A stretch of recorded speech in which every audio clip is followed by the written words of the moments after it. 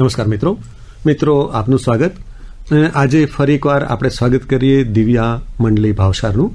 દિવ્યા ભાવસાર એમનું મૂળ નામ, પણ દિવ્યા મંડલી એમનું પેન નેમ એટલે કે એ નામથી એવો લખે છે અને જાણીતા છે. દિવ્યા, નમસ્કાર.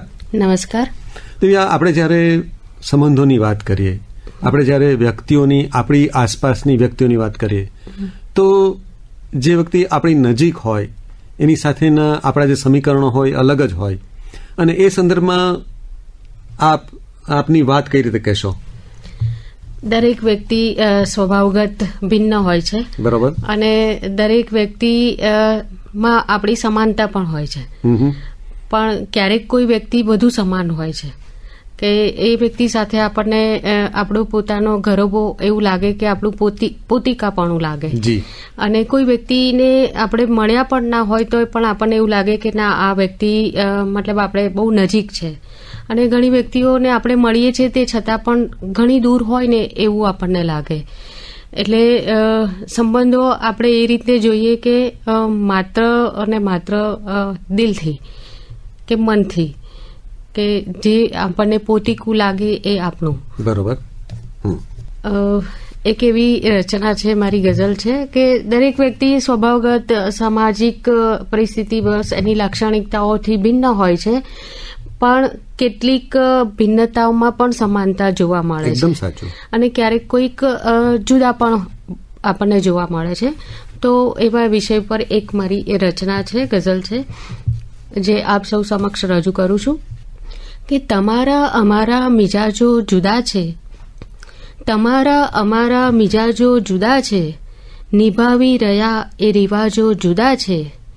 કે સજાવી શકો તો મૌન એવું સજાવો, સજાવી શકો તો મૌન એવું સજાવો, અહીં તો બધાના અવાજો જુદા છે. કે મળીશું હવે છેક મંજિલે પહોંચી, મળીશું હવે છેક મંજિલે પહોંચી, સફર એક છે ને જહાજો જુદા છે. કદી તો અમારા લખાશે લલાટે, કદી તો અમારા લખાશે લલાટે, બજાવી રહ્યા સુર સાજો જુદા છે. ફરે છે બધાના અહીં તો વિચારો, અહીં સમાજની વાત કરવામાં આવી છે કે ફરે છે બધાના અહીં તો વિચારો, વિચારે વિચારે સમાજો જુદા છે. તમારા અમારા મિજાજો જુદા છે, નિભાવી રહ્યા એ રિવાજો જુદા છે. હવે આપણે જ્યારે ખાસ કરીને આપણે નવી ઋતુનું આપણે આખી વાત થોડી બદલી નાખીએ, વિષય બદલી નાખીએ, મિજાજો ઉપરથી આપણે ઋતુ પર આવી જઈએ, તો આપણે જ્યારે ઋતુની વાત કરીએ તો એક નવી ઋતુનું આગમન થયું, એને કારણે આપણા બધાના, આપણે કહેવાય ને કે આપણા બધાના મૂડ પણ અચાનક એમાં પણ કોઈ પરિવર્તન આવ્યું એવું આપણે અનુભવી શકીએ આપણે. તો એ ઋતુનું સ્વાગત તમે કઈ રીતે કરશો, કઈ રચનાથી કરશો?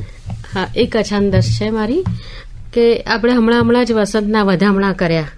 વસંત ઋતુ આવતા જ કેસુડાના ફૂલો મધમધવા લાગે, બહારે મોરતી વસંત ભીતરે પણ કેવી રીતે ખીલે છે, એ વાત મેં આ અછાંદસ રચનામાં રજૂ કરી છે.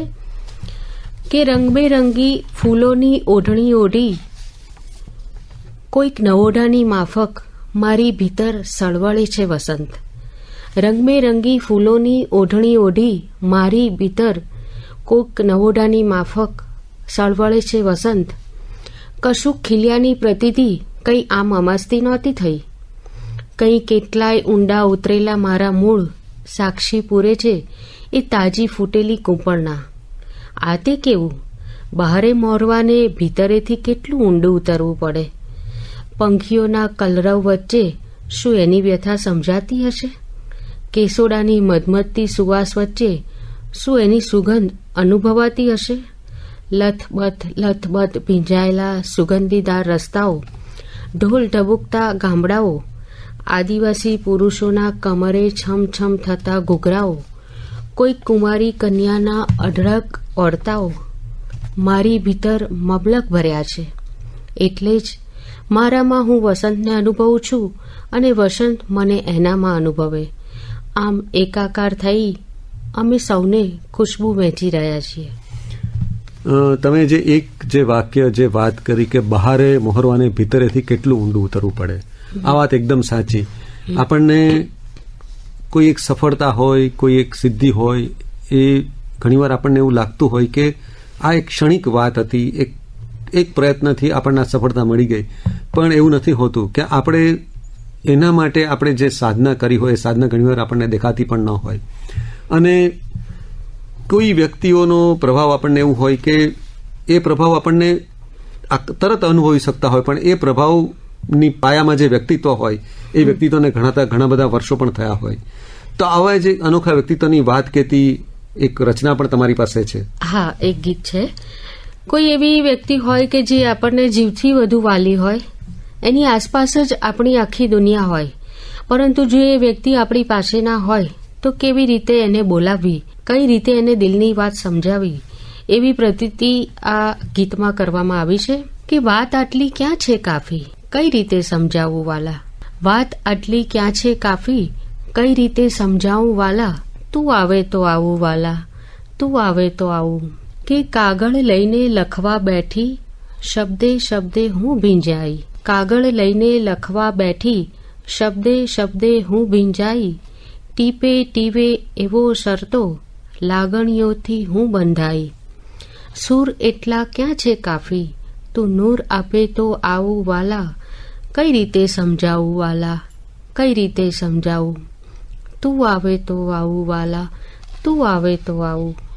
કે મળવાનું છે છાના માના, રીત નહીં લાગે જે સાચી, મળવાનું છે છાના માના, રીત નહીં લાગે જે સાચી, મેળામાં તો મળવા માંગુ, ઘરથી આવવામાં છું કાચી. એકદમ સાચું.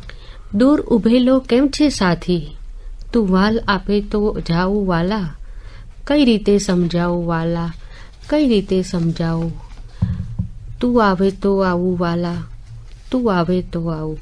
એટલે ઘણીવાર આપણે જે વાત કહેવી હોય સીધી વ્યક્ત નથી કરી શકતા, અને કઈ રીતે એ વાત આપણે સામેવાળી વ્યક્તિ સુધી પહોંચાડવી એની એક આપણને એક મીઠી મૂંઝવણ પણ હોય છે, બરોબર ને?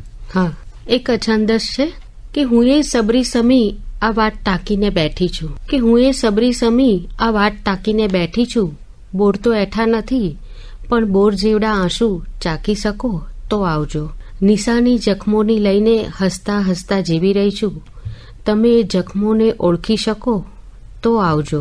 હસ્તાક્ષરો આપણા પ્રેમના મેં આંસુ ઉપર કોતરીને રાખ્યા છે, તમે એ હસ્તાક્ષરોને ઓળખી શકો તો આવજો. તમને તમારી તાજી ફૂટેલી કૂપણના સમ, તમને તમારી તાજી ફૂટેલી કૂપણના સમ, મારી ભીતરની પાનખરને અનુભવી, તમે પાનખરને માણી શકો તો આવજો.